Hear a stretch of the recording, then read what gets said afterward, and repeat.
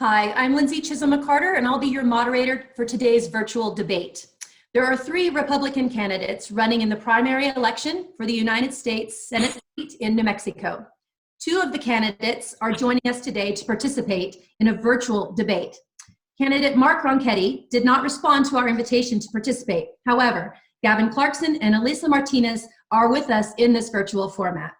The debate will begin with an opening statement that will last 3 minutes for each candidate. Then we'll move into a series of questions. Each question will have the person who is given the question first will have 2 minutes to respond. Then we'll go to the other candidate for a rebuttal that is a minute long, and then we'll return to the initial candidate for another rebuttal from them that is also a minute in length. After all of the questions have been asked, then we will allow each candidate for a 3-minute closing statement to conclude our virtual debate for today. Now we will do opening statements, as I mentioned before. Elisa, if you'd like to begin, you have 3 minutes for that. Sure. Thank you so much, Federated Republican Women of Lee County, for hosting this event. My name is Elisa Martinez, candidate for the United States Senate here in New Mexico. I'm a native New Mexican. I grew up in Gallup, New Mexico, which is known as the heart of the Indian country, where I witnessed firsthand the devastating impact of big government, socialist-style policies on the Indian reservation. And that's why I've always been a lifelong Republican. I have a degree in economics from the University of Notre Dame and have worked in the area of not only fiscal policy and economic policy, but I've also worked for the last 10 years in Republican politics and advocacy. I started New Mexico Alliance for Life in 2015, and the only candidate in the U.S. Senate race who's taken on the far left here in New Mexico by mobilizing over 30,000 New Mexicans across the state to defeat radical abortion up to birth legislation, both in 2019 and in 2020. And so I believe in this Senate race is going to be very important for the state of New Mexico. We need to send forward a candidate who is not only able to take on the far left, but actually win and partner with President Trump and support his agenda, not only to put America first, but to put New Mexico first. And like President Trump, I'm a pro-life, pro-business, pro-Second Amendment, constitutional conservative Christian who believes in lower taxes, less government, securing our border, and building the wall. And I ask for the support of Republicans across Lee County, in this June 2nd primary. Again, I'm a native New Mexican. I'm the only candidate who's taken on the far left and mobilized over 30,000 New Mexicans, including Democrats and independents, to defeat the radical left. And I will continue to do so while representing New Mexico in the U.S. Senate. So I thank you again for your support and for your time. Thank you, Elisa. And Gavin, you now have your 3 minutes for an opening statement. Great. Well, thanks again for hosting this. I'm Dr. Gavin Clarkson, and I was President Trump's Deputy Assistant Secretary for Policy and Economic Development. And I'm a bit of an endangered species. I'm a Christian, conservative, pro-life, pro-gun, pro-Israel Republican college professor. And because of my decades of experience in economic development and teaching capitalism in the classroom, President Trump hired me to go to work in Washington to work on issues of job creation and economic prosperity. And that's also why I got fired by the radical socialists who took over New Mexico State.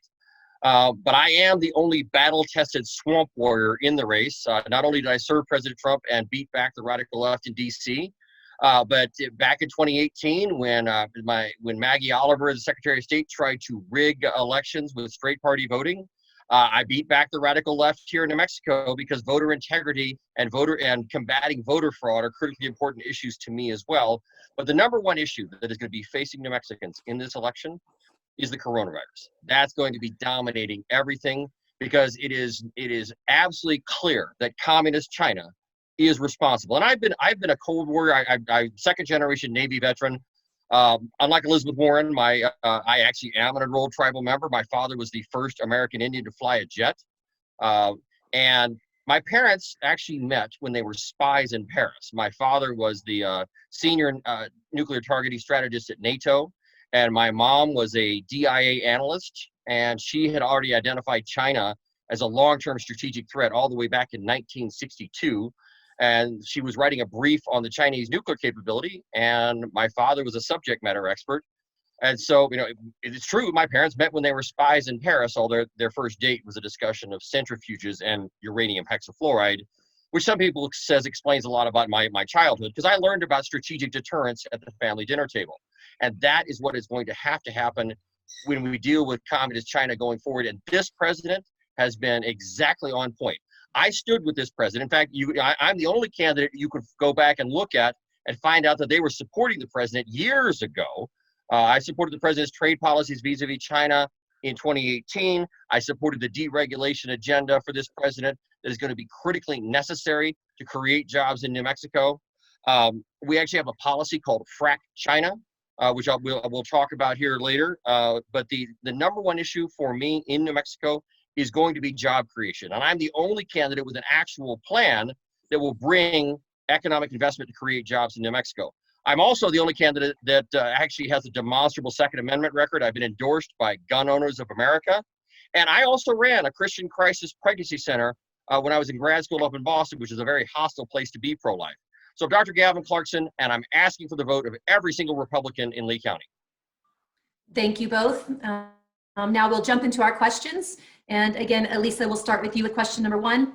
President Trump has been actively engaging in the correction of previous Chinese trade agreements. Do you agree with his policies, and why? You have 2 minutes to answer the question.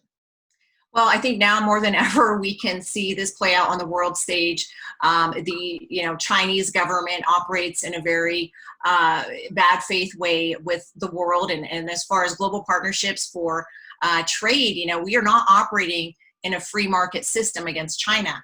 In the 90s, when they were granted most favored nation trade status, we've seen the Chinese government act in ways that undermine free and open trade in the global market, which include devaluing their currency and also highly subsidized markets that are driving out American interests. I support President Trump's measures to enact temporary tariffs in order to get the Chinese government to operate in a more fair manner with trade with the United States. Sorry, this timer is very distracting. So, okay. And so I fully support this. This is something I've studied for many years. The challenge with China since, again, the early 90s when they received this most favored nation trade status is that they have dominated certain manufacturing bases that have crippled American manufacturing. So I think, like President Trump, having an America First trade policy with China will help bring jobs, especially now with the coronavirus economic pandemic, which I've pointed out and was the first Senate candidate to do so last week, that we have to reestablish our manufacturing bases and job creation here in New Mexico, in America, that China has unfairly created a disadvantage on the global market by some of their unfair trade practices. And I do support the president's addressing those through tariffs and other measures. Thank you. Gavin, you have 1 minute for a rebuttal. Okay, it's incredibly easy to be for President Trump's trade policy now. The challenge was being for President Trump's trade policy back when it actually cost you something.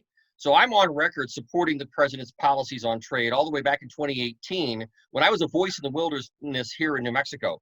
You can actually go read my editorials talking about analogizing it to strategic deterrence, published it in the Albuquerque Journal, published it in the Carlsbad Current Argus, published it in Las Cruces Sun News. So I have an established track record of standing with this president against communist China.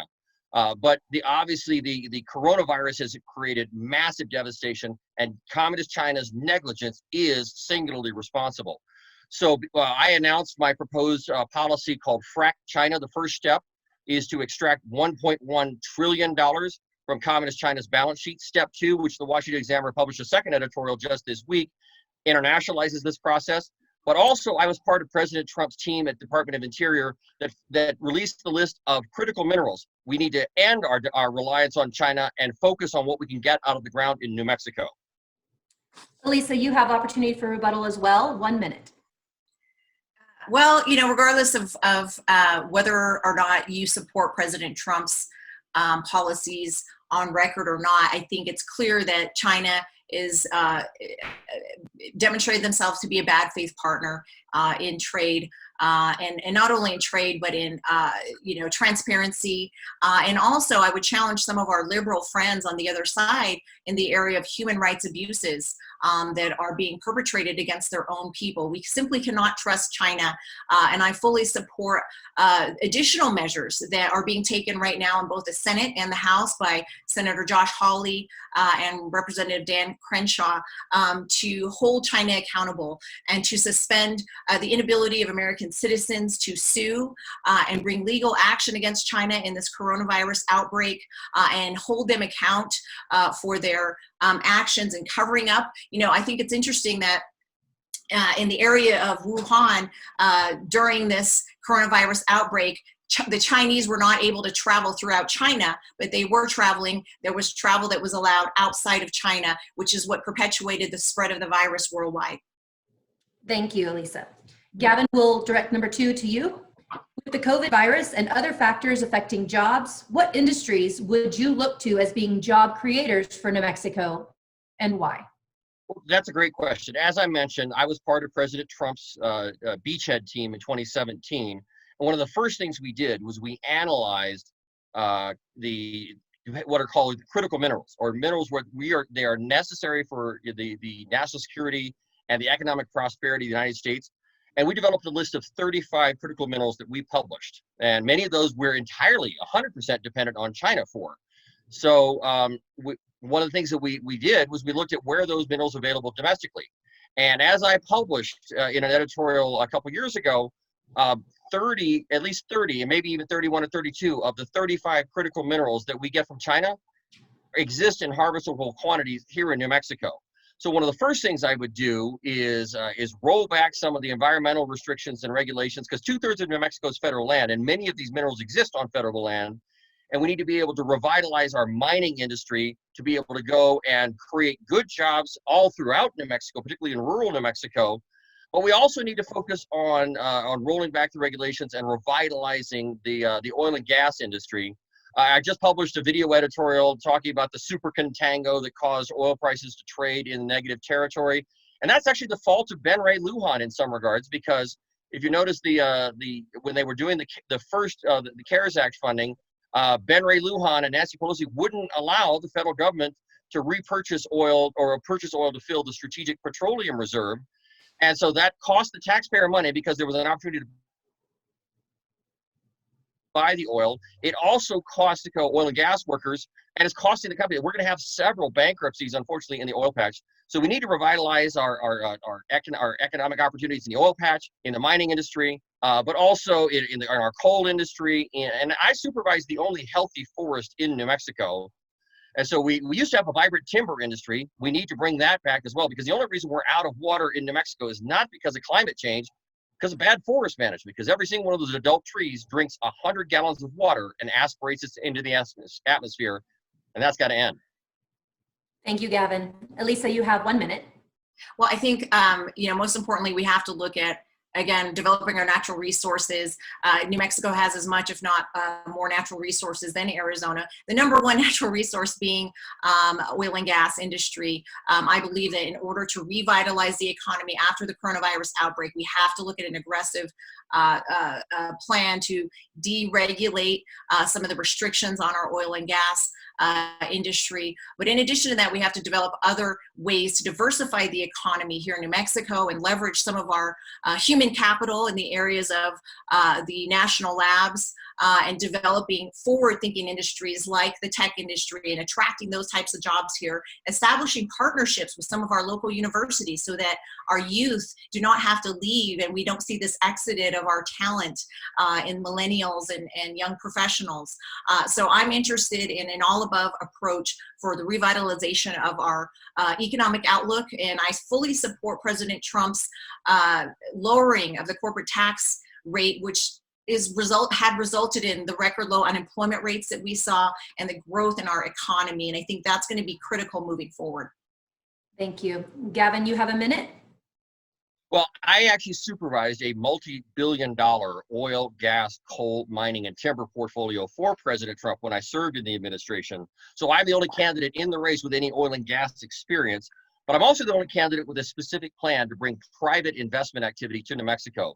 My tax cut on job creators has been endorsed by Grover Norquist and Americans for Tax Reform.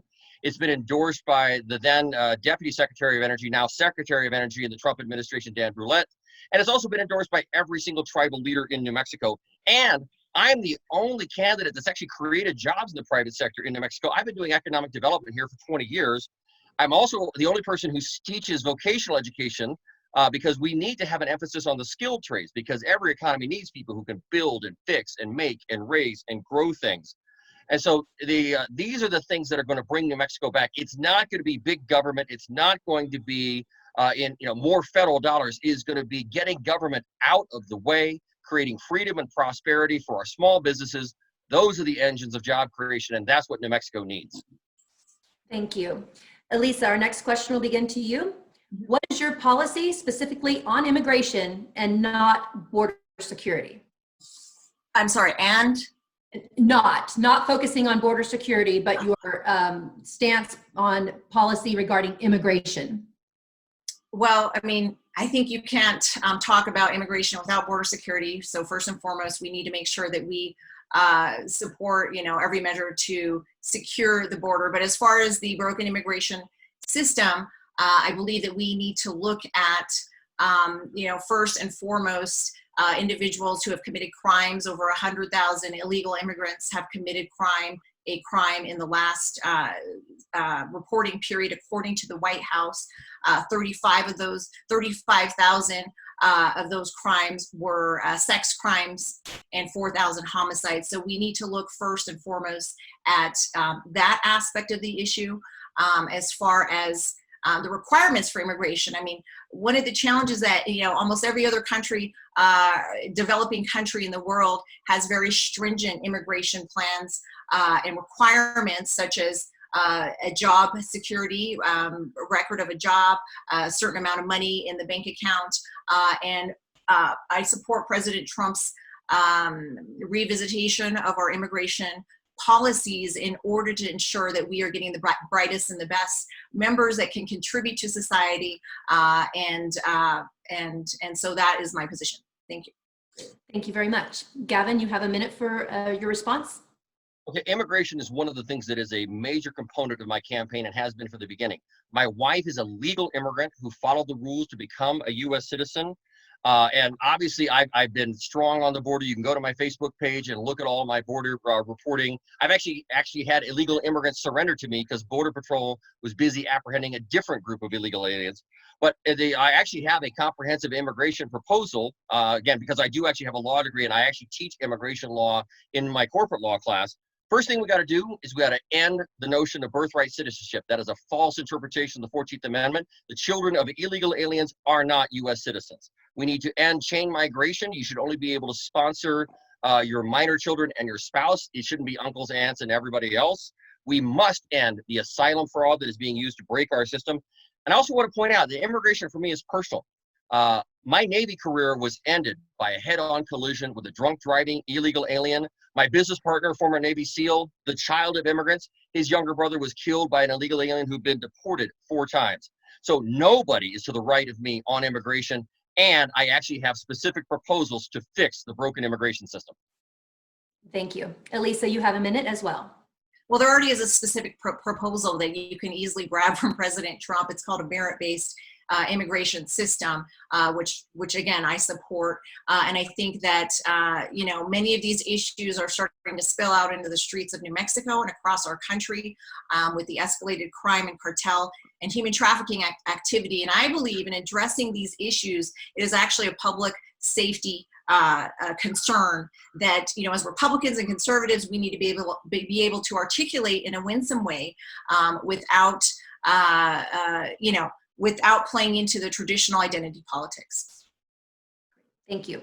So thank you. We're going to move forward with the next question. Gavin, you'll begin. With many states legalizing marijuana, what is your stance on legalizing marijuana at the federal level? Well, I'm somebody who is wanting to focus on the science. So I certainly support the notion of legalized medical marijuana. God created all plants on the earth, and many of them have medicinal properties. And so we want to be able to figure out if there's anything beneficial. I do here in New Mexico, obviously, medical cannabis is something that has been legalized. But as a school teacher, and I've been a school teacher since 1991, and I've taught 5th grade, 8th grade, 12th grade, college, law school, MBA, and PhD students. And unfortunately, I have seen way too many students wake and bake and destroy their lives. So that's an issue where I'm not convinced that we just need to do wholesale recreational legalization, because I've seen too many lives destroyed. I do think that we can focus on the medicinal benefits. But I think that's a bridge too far to just say, oh, gee, we should we should legalize everything. Now, I'm also somebody who believes in freedom and liberty, and so here are some challenges we have. Many of those who want to have wholesale legalization of marijuana still want to have us pay for their health care. I'm somebody who believes that if you're making bad personal life choices, it shouldn't be my responsibility to pay for it, and yet our broken healthcare system expects me to subsidize other people's bad choices. So anytime that we have a discussion of legalization of marijuana, we also need to fold that into the broader discussion of how do we fix our broken healthcare system. We need to be able, obviously Obamacare was a disaster. It's already, the Supreme Court properly recognized that absent the individual mandate, Obamacare is going to fall on its own weight. And so we absolutely have to come up with a new proposal. I don't have time to go into it right now, unless it's a separate question on healthcare. But in the session that where y'all did the candidate interviews, we actually had a detailed discussion of my proposed legislation. It's not, I mean, it's actually already been introduced, and I would support it. That creates market competition in the healthcare system, and that's something that we'd have to do if we're going to even think about anything associated with medical cannabis. Thank you. Elisa, you now have the rebuttal. Well, I think, when it comes to the issue, we have to look at how this affects, the most vulnerable population, our children, and also the societal impact. And I think there is some evidence-based information that we can use in this regard, as far as the long-term effects of marijuana use include altered brain development and cognitive impairment, especially in a developing brain, and the young children that this would eventually impact. It also includes impaired neural activity and specific brain regions associated with memory, learning, and impulse control. So I think those are the aspects of the issue where we have, evidence-based science and studies that support that would address those concerns, especially as it affects a societal basis as well as our young children. And that is where my concern is on the issue. I do support medical marijuana. I believe that there are some useful benefits for individuals that are in pain, and also individuals suffering from seizures, autism, and other health concerns. Thank you. Gavin, you have a minute as well. Right. So anytime you're going to have any discussion about drugs in general, obviously that is going to come back to the border, because I live on the border in Doña Ana County, and the amount of drugs that are flowing through, and much of that's marijuana, but it's also fentanyl, and it's also opioids. We're going to have to get control of our southern border. And I'm the only candidate who has actually taken positions on the border before I became a candidate. And I've actually, as I said, apprehended illegal aliens who are crossing the border, and I was instrumental in getting the private wall built at Sunland Park, which was a major dent in the drug cartel's ability to easily ship marijuana and other drugs across the border.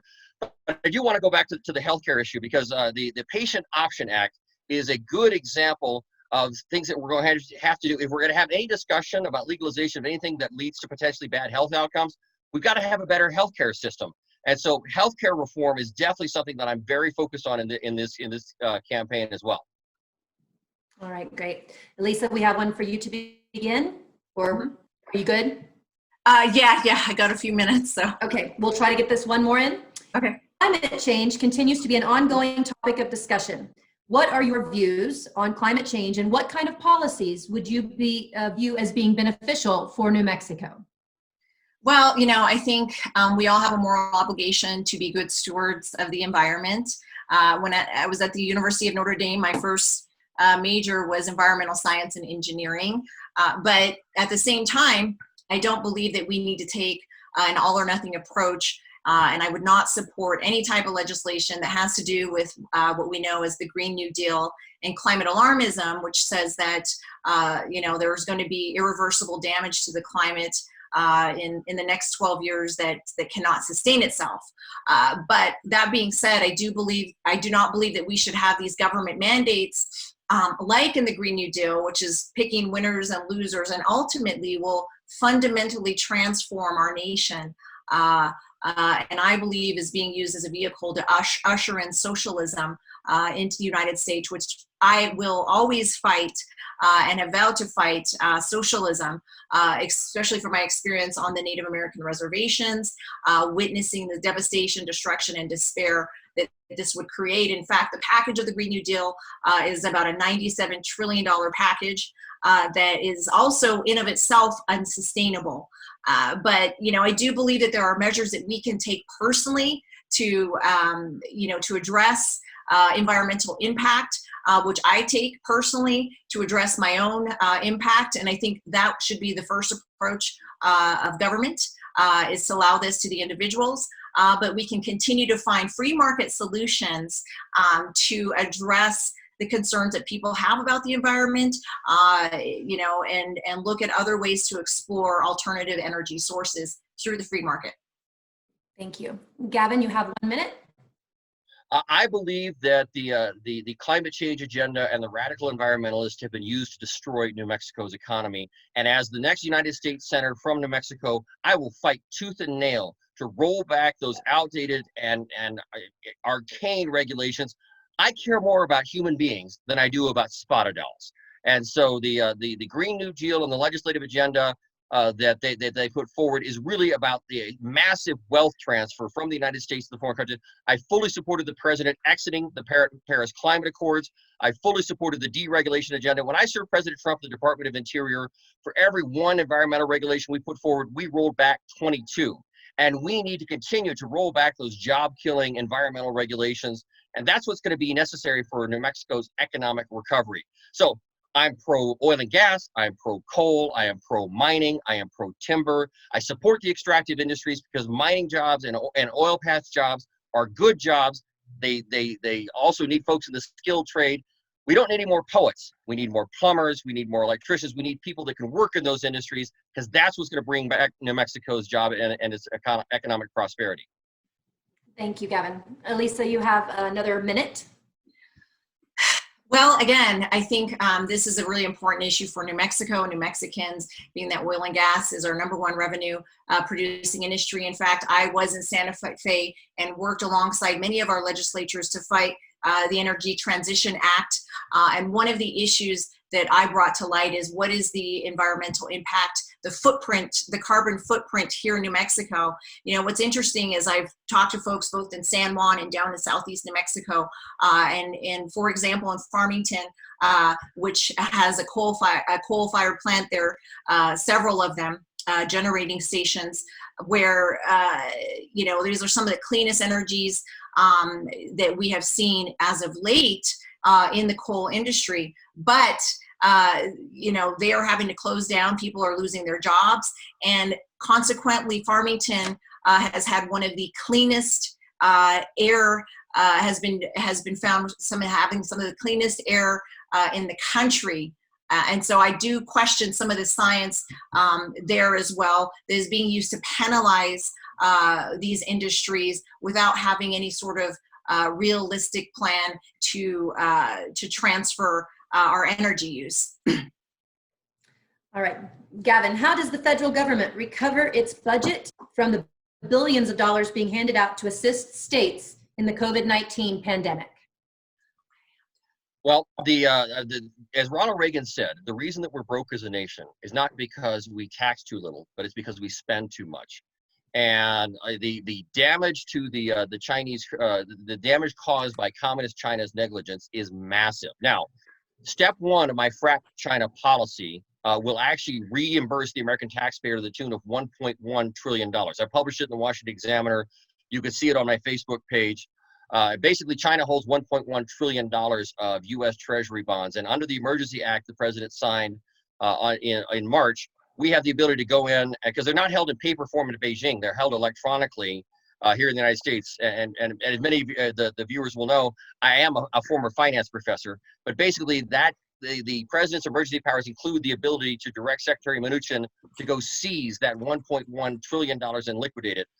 We could also freeze the rest of China's assets and make those available to those that also have claims against China. But we're going to have to get control of our federal budget. We are in danger of having our national debt exceed our GDP this year.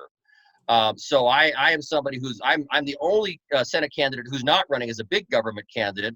I'm focused on growing the economy with private sector jobs, and we've got to get our spending under control.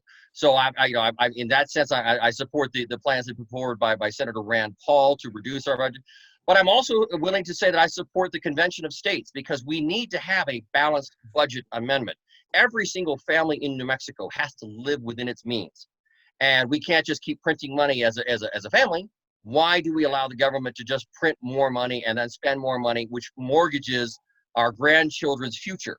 So we need to take a serious look at the level of spending in government. And having served in the Trump administration, I can tell you the swamp is deep, the alligators bite, fake news is really annoying, but importantly, the taxpayers are getting ripped off every single day. And I have a specific proposal that I will introduce on my first day in office that will save the taxpayer $1 billion a day, but I'll talk about that in my rebuttal. Elisa, a minute. And I'm going to have to sign off after this, guys. I'm sorry. I was very forthright about my limits on time due to the moving of this event. But, you know, again, I think it's presumptuous to assume that you're the only non-big government candidate in this race. That is false. That is patently false. You know, I've always advocated for less government, lower taxes, personal responsibility, and individual liberty. In fact, I've worked alongside many colleagues who are leading fiscal conservatives in the state, like Paul Gessing at the Rio Grande Foundation, who is a good, close personal friend and colleague of mine, as well as Carlos Sontag at the New Mexico Business Coalition. So I enjoy, again, the friendship support of many leading fiscal conservatives in the state of New Mexico, and will continue to bring that advocacy to the United States Senate, where, again, I believe that our national deficit is not only problematic for future generations, but is also a potential national security problem, especially, again, going back to China, our deficit and debt track the imbalance with China going back to the 1990s. We need to look at revisiting those trade relationships and not taking overly aggressive action because China does pose a very real and imminent threat militaristically as well. So. And Gavin, your minute. Right, and the question was about the budget, and the question is, how are we going to get our spending under control? And that's what I'm focused on. So, for example, when I served in the Trump administration, one of the things that I learned was that in his first year in office, or as a U.S. Congressman, Ben Ray Lujan signed something called mandatory telework, which is a payoff to the Green New Deal, where approximately 1/3 of all federal employees don't have to go to work every day. Now, many of us are experiencing telework now, but that's eventually going to end. But in the federal government, 1/3 of the workforce has been doing that for decades. And we actually caught people who were, they had a little device on their mouse that would make it twitch every 15 minutes to make it look like they were logged in, when in fact they were hiking the Appalachian Trail. So eliminating mandatory telework, we did the analysis, and it would save the American taxpayer $1 billion a day. Also, I'm the only candidate with an economic policy that has been endorsed by a by a conservative group. Americans for Tax Reform endorsed my economic policy, which is a tax cut on job creators, but it'll actually bring in an additional $2 billion of private investment to New Mexico, and it won't cost the taxpayer a single dime. In fact, the CBO would score it as revenue enhancing. So I can actually focus on small government solutions that create economic prosperity and don't break the budget. Thank you, Gavin. Elisa, we understand you have to leave. We apologize. We hoped that this would be an hour long. So you, I guess, have another scheduled event. We appreciate your participation in today's virtual debate, and thank you very much for your time. Thank you. I appreciate it. Yes. Have a great day. I appreciate it. Thanks. You too. Yeah, and I'm still good to go. So, fire away. So with the Gavin, next that's what I was going to say. If you're still good, because I think the original intent was you still have about 10 more minutes before the event was supposed to be over. If you are willing, we're willing to keep asking you more questions that we have. Yeah, nothing to me is more important than answering questions for the voters in Lee County. So yes, please fire away. Great, thank you. I think what we'll do is we'll probably give you the full 2 minutes to answer the question, and then we'll move on to the next one if that's okay. Okay, or or if you want me to rebut myself, I'll add an extra minute. It could be very entertaining that way. All right, we'll begin with this next question then. What actions do you believe need to be taken to get the oil and gas markets turned around, and how long do you think it will take to correct?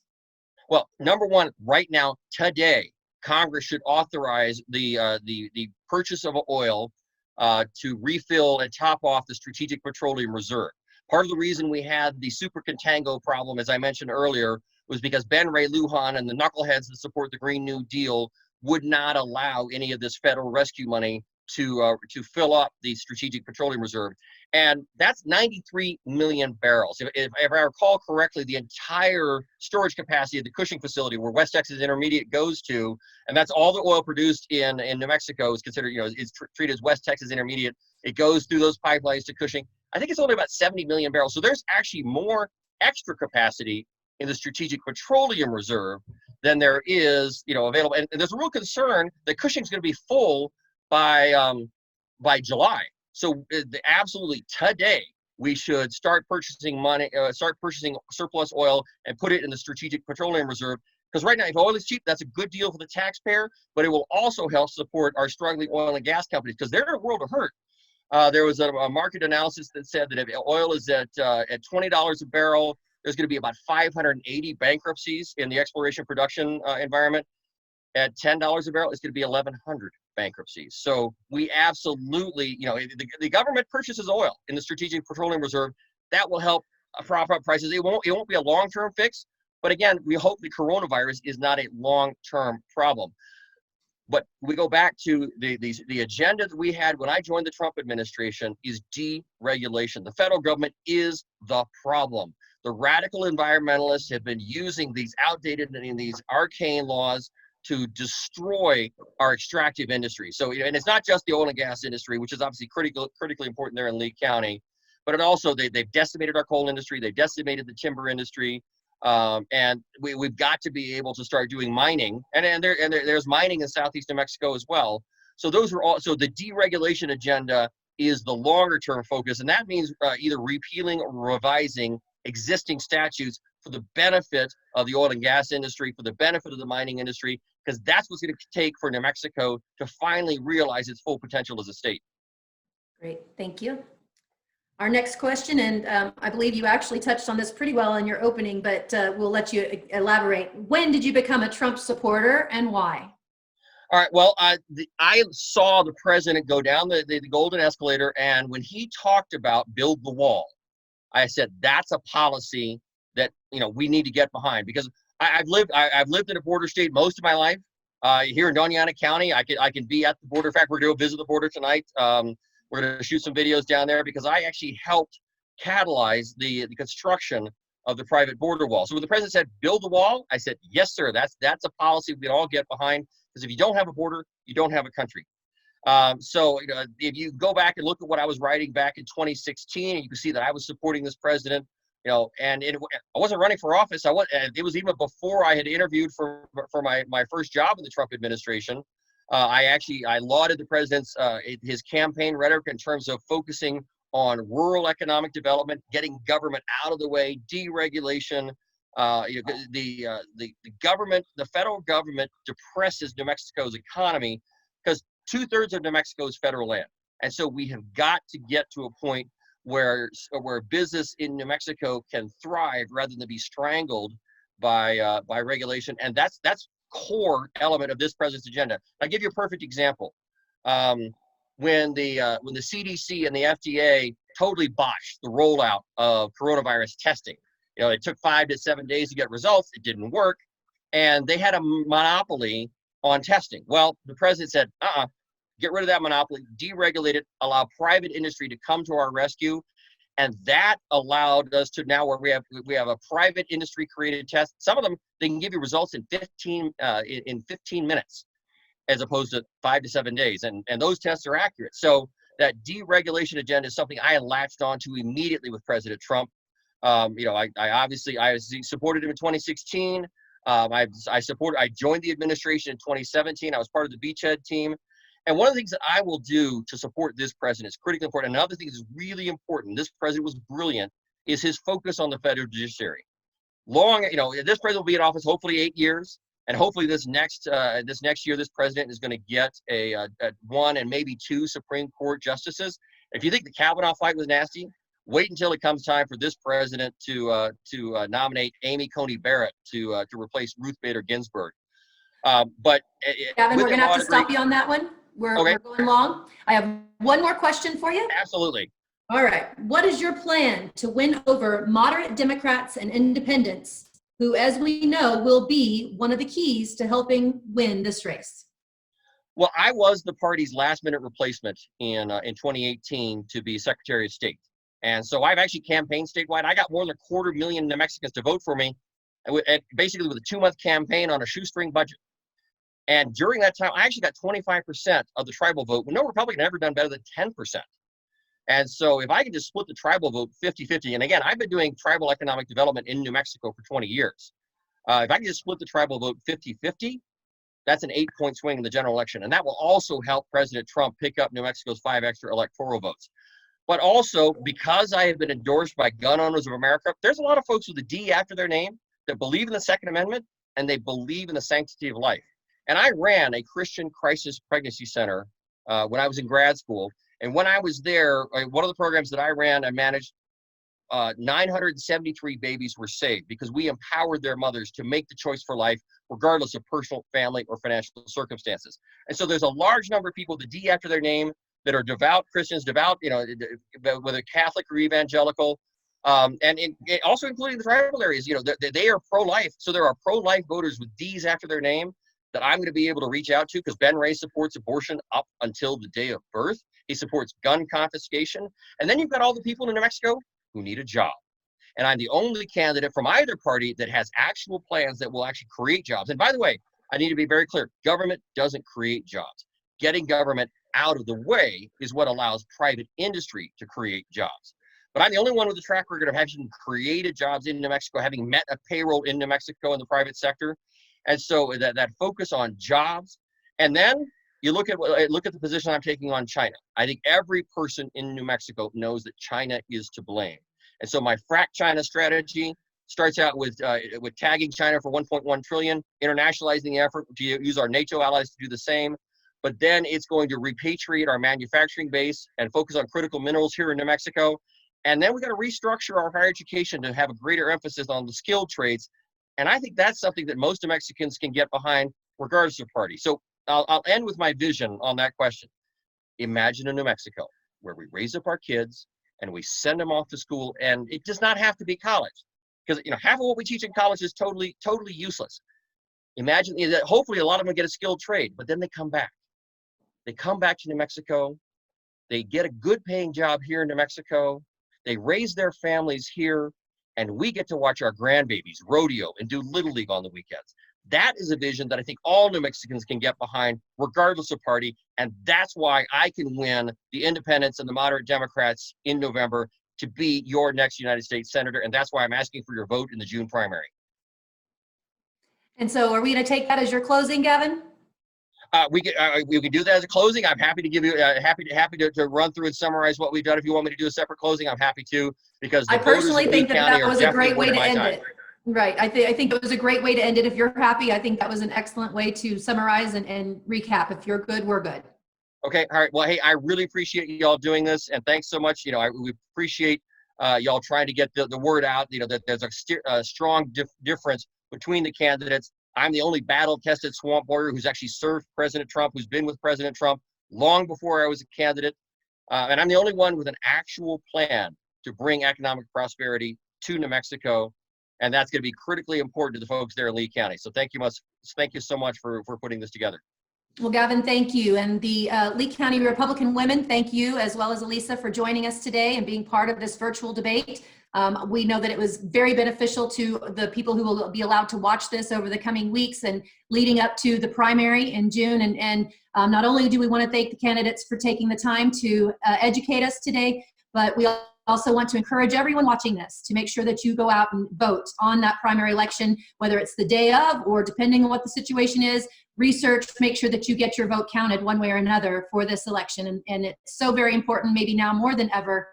That's why we made sure that, again, that we took the time to get these candidates together and that we brought this and made this available. So again, I'm Lindsay Chisholm-McCarter, and on behalf of the Lee County Republican Women, we thank you for watching today. Thank you again, Gavin, for your time, as well as Elisa. And we hope everyone gets out there and votes as on the day of the primary election, and that we can have great success as a result. Thank you so much. Thank you so much for doing this, and please vote for me. There you go.